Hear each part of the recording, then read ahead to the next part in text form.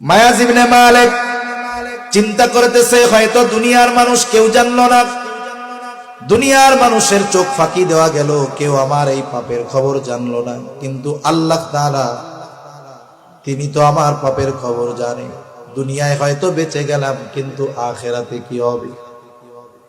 এই যে আল্লাহ দেখে ফেলেছে, এই ভয়, আখিরাতের ভয় মায়াজ ইবনে মালিককে তাওবার ব্যাপারে উদ্বুদ্ধ করেছে।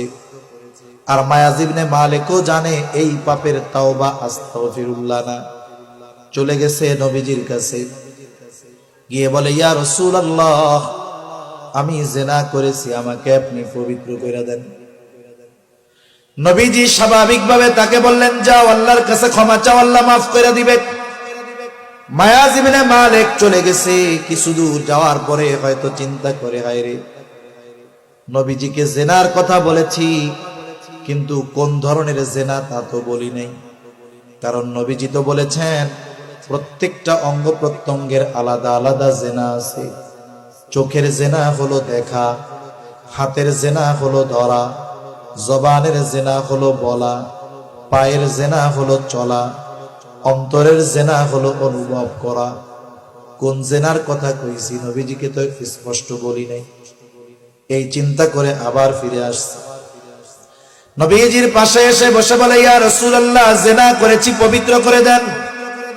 নবীজি চেহারা ফিরে ফেলছেন, অপর পাশে গিয়ে আবার সামনে গিয়া বলে, জিনা করেছি, পবিত্র করে দেন। সামনে আইসা বলে, জিনা করেছি, পবিত্র করে দেন। সে মোট কথা তার জিনার সাক্ষী হিসাবে সে নিজেই সাক্ষ্য দিয়ে দিয়েছে। 4 জন সাক্ষী দরকার, সে 4 বার নিজের থেকেই সাক্ষ্য দিছে যে জিনা করেছি, পবিত্র করে দেন।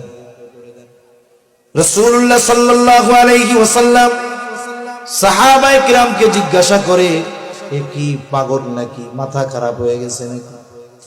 কারণ একটা মানুষ যখন পাগল হয়ে যায়, মস্তিষ্ক বিকৃত হয়ে যায়, অনেক কিছু বলতে পারে, করতে পারে।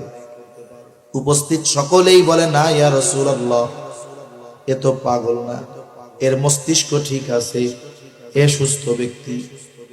নবীজি এবার বলে, দেখো তো মদ পান করেছে কিনা। নবীজি বলেন, দেখো তো মদ পান করেছে কিনা।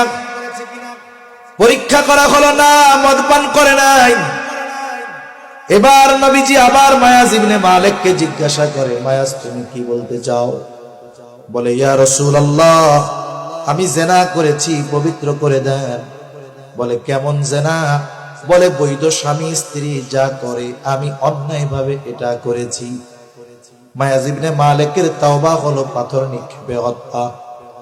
সব ব্যবস্থাপনা করা হলো, মায়াজ ইবনে মালিককে পাথর নিক্ষেপে হত্যা করা হলো।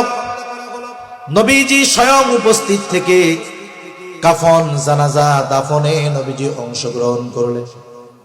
মায়াজ ইবনে মালিককে কবর দিয়ে ফিরে আসতেছেন সবাই।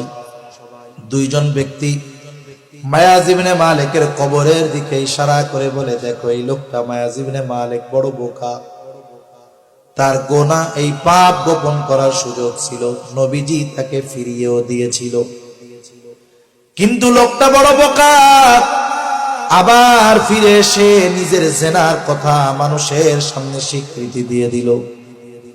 শুধু তাই না, নিজে তো মরলই, সাথে সাথে সমাজের মানুষও জেনে গেল মায়াজ ইবনে মালিক একজন জিনাকার।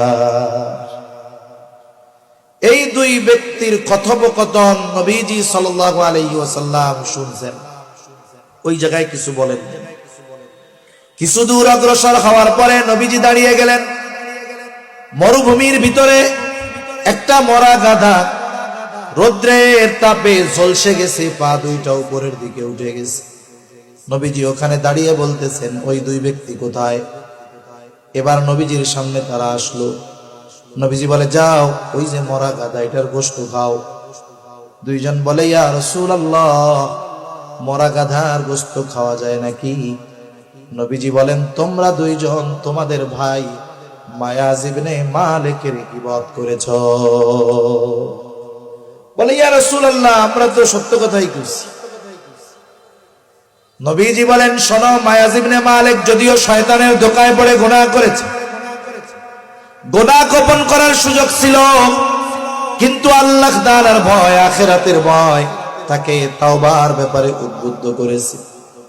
গোপন করার সুযোগ থাকার পরেও করে নাই। মায়াজ ইবনে মালিক তাওবা করেছে। আমি তো মায়াজ ইবনে মালিককে দেখতেছি জান্নাতের মধ্যে চলতেছে। সুবহানাল্লাহ বলে। শুইনা রাখো, মায়াজ ইবনে মালিক জিনা করেছে ঠিক, কিন্তু পরকালের ভয়, আল্লাহর ভয় তাকে গুনাহ গোপন রাখতে দেয় নাই। সে তাওবা করেছে, তার তাওবা আল্লাহ তাআলার কাছে কবুল হয়েছে। কত পছন্দনীয় হয়েছে মায়াজ ইবনে মালিকের তাওবা।